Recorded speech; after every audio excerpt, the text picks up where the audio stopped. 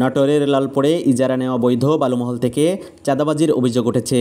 ইজারাদারদের দাবি, গত ৩রা জুন বালুমহলের ইজারা পেয়ে বালু উত্তোলন করছিলেন তারা। এরই এক পর্যায়ে পার্শ্ববর্তী পাবনার ঈশ্বরদীর প্রভাবশালী জাকারিয়া পিন্টু ও তার সহযোগীরা প্রতিদিন ৫ লাখ টাকা চাঁদা দাবি করেন। চাঁদা না পেয়ে নৌপথে বালু পরিবহনে বাধা সৃষ্টি করার পায়তারা করছেন তারা।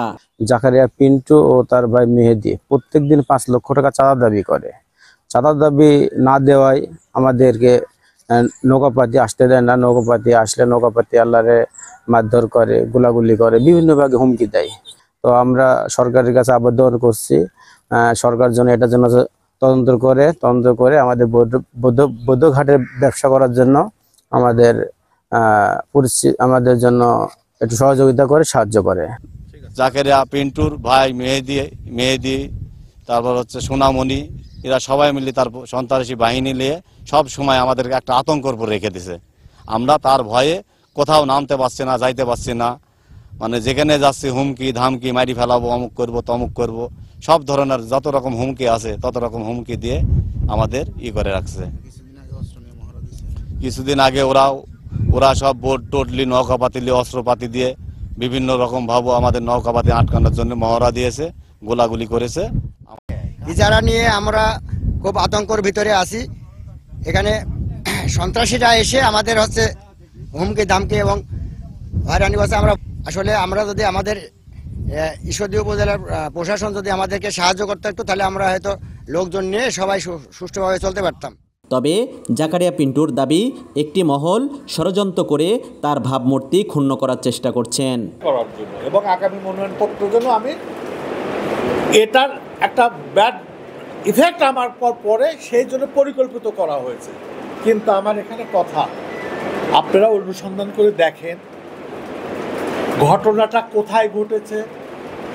ঘটনা ঘটার একটা দুটা ঘটনা ঘটে নাই, পরপর ৩-৪টা ঘটনা ঘটেছে। লাস্ট আমার সারাঘাটে যাদের বালু ব্যবসায়িক, যাদের টাকা ঘর ভেঙে নিয়ে গুলি টুলি করে গেছে, এটা মনে হয় ৪র্থ ঘটনা ধারাবাহিক। নাটোরের লালপুরের দিয়ার বাহাদুরপুর মৌজায় ৯ কোটি ৬০ লাখ টাকা সরকারি কোষাগারে জমা দিয়ে গেল ৩রা জুন থেকে ১ বছরের জন্য প্রায় ৪৬০ একর জমি থেকে বালু তোলার অনুমতি পান মেসার্স মোল্লা ট্রেডার্স। বালু উত্তোলনে চাঁদা দাবির ঘটনাটি লিখিত অভিযোগ পেয়েছেন উল্লেখ করে নাটোর জেলা প্রশাসন ও পুলিশ প্রশাসনের ঊর্ধ্বতন কর্মকর্তারা জানান, নাটোর ও পাবনার আইন শৃঙ্খলা বাহিনীর মাধ্যমে তদন্ত করে অস্ত্রবাজি ও চাঁদা দাবির ঘটনায় অভিযুক্তদের বিরুদ্ধে প্রয়োজনীয় আইনগত ব্যবস্থা নেওয়া হবে। লালপুরের বালুমহল নিয়ে উদ্বেগের বিষয়টা আমাদের জেলা পুলিশের নজরে এসেছে।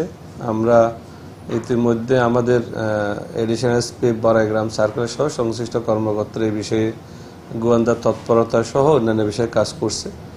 একই সাথে আমরা মূলত পাবনা জেলা পুলিশের সাথে সমন্বয় করছি। গত সপ্তাহে আমরা আপনাদেরকে আশ্বস্ত করতে চাই, কোনো দুর্বৃত্তপনা যদি এখানে হয়ে থাকে সেটার বিরুদ্ধে জেলা পুলিশ অন্যান্য সংস্থার সাথে সমন্বয় করে আইনগত কঠোর পদক্ষেপ নেবে এবং কোনো ধরনের অভিযোগ আমাদের কাছে আসলে সেটা যথাযথভাবে আইনগত ব্যবস্থা গ্রহণ করা হবে।